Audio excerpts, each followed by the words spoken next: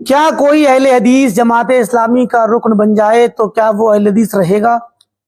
اچھا دیکھیے، اصل میں یہ سوال شاید آج کل کچھ اس طرح کے کلپ چل رہے ہیں، اسی کے سیاق میں ہے۔ ایک صاحب ہیں جنہوں نے یہ اعلان کیا ہوا ہے کہ میں اہل حدیث ہوں اور میں جماعت اسلامی کا رکن ہوں، یا بلکہ نائب ہوں، پتہ نہیں کیا، نائب امیر ہیں۔ تو دیکھیے، جو انسان سلفی ہے، اہل حدیث ہے، حتیٰ کہ اگر کوئی وہ دوسرے بھی منہج کا ہوگا، مالی دیوبندی ہوگا یا تبلیغی ہوگا، اور وہ جماعت اسلامی کا رکن بنے گا، رجسٹرڈ، باقاعدہ، ایکٹیو، تو وہ اپنے منہج سے ہٹ جائے گا۔ وہ دیوبندی نہیں رہے گا اور نہ وہ تبلیغی رہے گا، اور جو اگر اہل حدیث کو، وہ اہل حدیث بھی نہیں رہے گا۔ جان لیجئے آپ کیوں؟ کیونکہ جماعت اسلامی کا اپنا ایک تشخص ہے، اس کے اپنے اصول ہیں، اس کے اپنے ضابطے ہیں، اس کی اپنی ایک تنظیم، اس کا اپنا ایک طریقہ ہے، منہج ہے۔ اس منہج پر جب انسان آئے گا تو ظاہر ہے وہ اس کو اپنائے گا۔ جیسے مثال ہے کہ پارٹی بازی ہوتی ہے، سیاسی پارٹیاں ہوتی ہیں، اب کوئی اگر پارٹی اے میں ہو اور پھر اس کے بعد وہ پارٹی بی میں چلا جائے تو ظاہر ہے کہ پارٹی بی کے قوانین کو مانے گا نا۔ تو اب ایسا کیسے ہو سکتا ہے کہ پارٹی بی میں وہ آ جائے اور اے والے قوانین پر برقرار رہے؟ تو یہ تو نہیں ہوتا۔ ایسے ہی اسلام پر کوئی انسان ہے، ایک مسلمان اگر کمیونسٹ پارٹی میں چلا جائے، کمیونسٹ بن جائے، سیاسی پارٹی نہیں، کمیونسٹ بن جائے ویسے ہی، تو کیا وہ کمیونسٹ بھی رہے اور مسلمان بھی رہے؟ ایسا کیسے ہو سکتا ہے؟ کیونکہ وہ جس پارٹی میں جائے گا اس پارٹی کے اصولوں کو، ضابطوں کو وہ اپناتا ہے۔ اور خاص کر جماعت اسلامی کی اور اخوان المسلمین کی ایک خصوصیت یہ ہے کہ یہ لوگ اپنے باقاعدہ رجسٹرڈ جو ممبر بناتے ہیں تو ان کے اپنے ان ضابطوں اور قوانین کو ماننے کے پابند بناتے ہیں۔ ہماری طرح نہیں کہ وہ سیدھے رفع الیدین کر لیا اور ہو گیا اہل حدیث۔ تو شاید یہ رفع الیدین والے اہل حدیث ہیں جو اپنے آپ کو سمجھتے ہیں کہ ہم اہل حدیث بھی ہیں اور ہم جماعت اسلامی کے نائب بھی ہیں۔ ان کو اصل میں نہ تو جماعت اسلامی کا پتہ ہے ٹھیک سے، حقیقت کا، ان کے اپنے اندرونی تفصیل کا نہیں، وہ تو وہ سب بہت جانتے ہیں۔ جماعت اسلامی کی حقیقت اہل سنت والجماعت اور اہل حدیثوں کے نقطۂ نظر سے اور شریعت کے منظار سے اور طریقے سے دیکھنے کا طریقہ ان کو پتہ نہیں ہے کہ جماعت اسلامی ہے کیا یا اخوان مسلمین ہیں کیا۔ وہ اپنے آپ میں ڈیٹیل جانتے ہیں اس کی، لیکن شرعی نقطہ نظر سے کیا ہے یہ نہیں جانتے۔ دوسرا، نہ اپنے منہج کا پتہ ہے کہ اہل حدیث کہتے کس کو ہیں۔ وہ سمجھتے ہیں کہ میں خاندان طور پہ اہل حدیث خاندان میں پیدا ہو گیا تو میں اہل حدیث ہوں، یا میں رفع الیدین کرتا ہوں، آمین کہتا ہوں اور سورہ فاتحہ پڑھتا ہوں، سینے پہ ہاتھ باندھتا ہوں اور ایک ہاتھ سے مصافحہ کرتا ہوں، یہ موٹی موٹی جو باتیں، یہ میں اہل حدیث ہوں۔ اس کو اہل حدیث یا سلفی نہیں کہتے۔ یہ بلا شبہ اس کا حصہ ہے، لیکن اس میں جو اور بھی چیزیں ہیں ان کو سمجھنا ضروری ہے۔ سب سے پہلے یہ جاننا ضروری ہے کہ جماعت اسلامی کیا ہے۔ خلاصے کے طور پہ اگر آپ دیکھیں، انصاف کی نظر سے اگر آپ دیکھیں تو عقیدے کے باب میں اگر آپ آئیں گے تو جب مولانا مودودی سے لے کر کے جتنے بھی بڑے بڑے ان کے علماء ہیں وہ سب، اور جو بھی ان کے ابتدائی زمانے کے ہوں تب اور آج کے ہوں، تو یہ سب زیادہ تر تو ماتریدی اور حنفی ہیں، حنفی اور ماتریدی ہیں۔ تو اب حنفی فقہی طور پر ہیں تو اہل حدیثوں کا سب سے بڑا اختلاف تو یہی رفع الیدینی اہل حدیث ہوتے ہیں، تو وہ فقہی مسائل کا اختلاف ہے، اس میں تو آپ اہل حدیث ہو گئے اور وہ حنفی ہو گئے۔ لیکن وہ ماتریدی ہیں، مگر آپ کو پتہ نہیں کہ وہ ماتریدی کیا چیز ہوتی ہے، آپ کو نہیں پتا ماتریدی کیا چیز ہوتی ہے اور اہل حدیث کیا چیز ہوتی ہے، سلفی کیا چیز ہوتی ہے۔ تو اب وہ کہتے ہیں کہ اہل حدیثوں میں اور جماعت اسلامی میں عقیدہ کوئی اختلاف نہیں، وہ یہ بھی کہتے ہیں، کیونکہ آپ کو عقیدہ پتہ ہی نہیں ہے تو کیسے کر کے آپ کو پتہ چلے گا کہ اختلاف نہیں ہے۔ وہ ماتریدی ہیں، ان کا منہج عقل پر قائم ہے، ان کا عقیدہ صحابہ کا اور تابعین کا اور سلف کا عقیدہ نہیں ہے۔ ان کا عقیدہ 300 ہجری میں بننے والا ابو منصور ماتریدی کا عقیدہ ہے یا ابو الحسن اشعری کا عقیدہ ہے، جو محض عقل پہ قائم ہے اور تعویل پر قائم ہے۔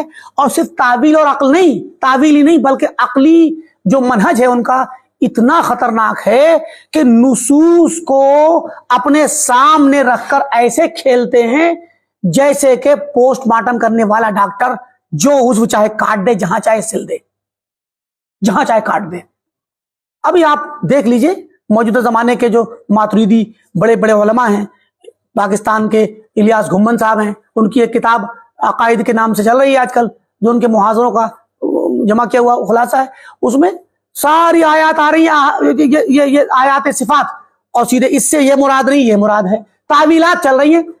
تو لگتا ہے جیسے کہ چھری لے کے بیٹھے ہیں اور جو بھی نس آیا جو جتنا جہاں سے کاٹ دیا، سمجھے کہ نہیں، اس سے یہ نہیں مراد، اس سے یہ مراد ہے. تو اب آپ تعویل کر رہے ہیں، یہ تعویل کہاں سے لائے ہیں آپ؟ یہ کھلواڑ کر رہے ہیں آپ نصوص کے ساتھ. تو آپ کو یہ نہیں پتا کہ آپ کیا کر رہے ہیں. اور اتنے خوفناک ان کے عقائد ہیں کہ خبر واحد سے عقیدہ ثابت نہیں ہوگا، خبر واحد سے عقیدہ ثابت نہیں ہوگا، خبر واحد حجت نہیں ہے.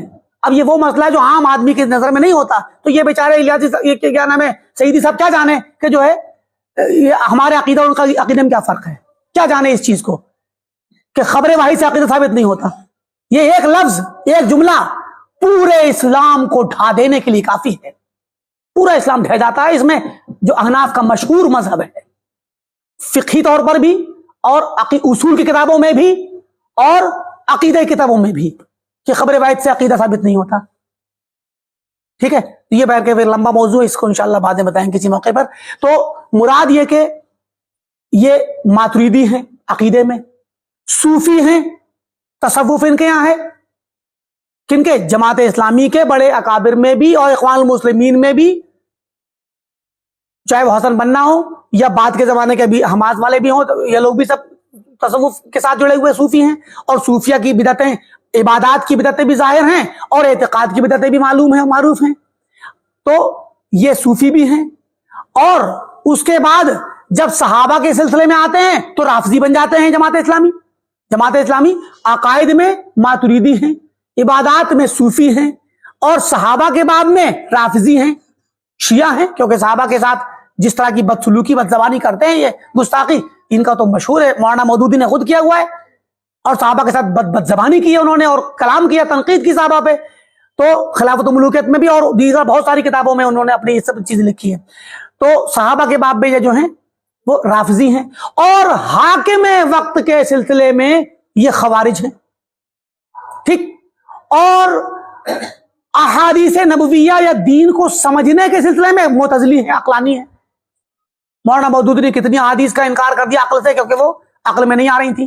اب کتنی بدعتیں اکٹھی ہو گئی کہ معتزلی بھی نکلے، خوارج بھی نکلے، رافضی بھی نکلے، صوفی بھی نکلے، ماتریدی تو ہیں اور حنفی تو ہیں. 5-6 چیزیں حنفیت کی وجہ سے مخالفت شریعت پہ جاتے ہیں. ہم نے بارہ بتایا کہ حنفیت میں بدعت نہیں ہوتی، لیکن حنفیت کی وجہ سے مخالفت کرتے ہیں تو وہ تقلید کے باب سے مخالفت جاتی ہیں، تو کبھی کبھار وہ خود اتنی بڑی ہو جاتی ہیں کہ جو بسا اوقات شرک تک پہنچ جاتی ہیں. تو اب یہ چیزیں جس کے پاس ہوں، آپ اس کے پاس جا کر کے ان کی رکنیت لیں، تو پھر ایک اہل حدیث اور اہل سنت سنی شخص کے دل میں صحابہ کی محبت اور صحابہ کا بغض اکٹھا کیسے ہو جائے گا؟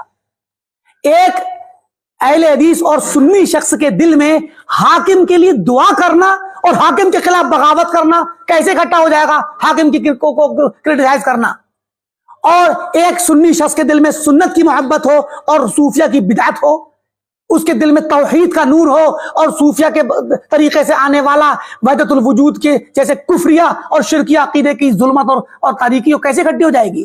اور ایک سنی کے دل میں ایک سنت کا اور صحابہ کے منہج کا نور ہو اور وہ ماتریدیت اور اشریت کے ذریعے سے اپنے دین کو خطرے میں ڈالے اور بدعت میں لے جائے، کیسے ہو سکتا ہے؟ لہٰذا جو شخص یہ کہتا ہے وہ نہ تو سنت کو سمجھتا ہے، نہ اہل حدیث کو سمجھتا ہے، نہ جماعت اسلامی کو سمجھتا ہے. حقیقت یہی ہے کہ جو شخص بھی رجسٹرڈ جماعت اسلامی کا رکن ہے، جو بھی ہو، وہ اہل حدیث نہیں ہے. گرچہ وہ رفع الدین کرے، گرچہ وہ آمین کہے، گرچہ وہ اپنے آپ کو اہل حدیث میں شمار کرے، وہ اہل حدیث نہیں ہے، وہ جماعت اسلامی کا ہے.